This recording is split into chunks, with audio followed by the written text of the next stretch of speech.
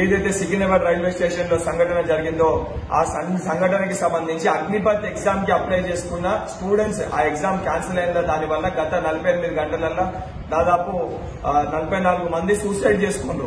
వారు బాధ ఆవేదనతోటి వారు సంఘటన చేశారు. కానీ కొన్ని కథనాలు ఎన్ఎస్ఐ కార్యకర్తలు చేస్తున్నారు. దీన్ని మేము తీవ్రంగా ఖండిస్తున్నాము. అక్కడ ఎటువంటి ఎన్ఎస్ఐ కార్యకర్తలు ఎవరు కూడా ఇటువంటి ఒక కార్యక్రమం చేయలేదు.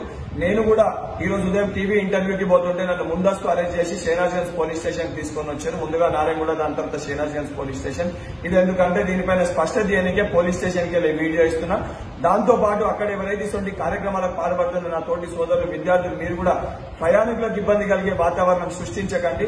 ఎన్ఎస్ఐ నాయకులు అటువంటి వాళ్ళు ఎవరైనా అక్కడ చేస్తే దాన్ని ఆపే ఒక ప్రయత్నం చేయండి అంటే నా ప్రతి ఎన్ఎస్ఐ కార్యకర్తను కోరుతున్నాను.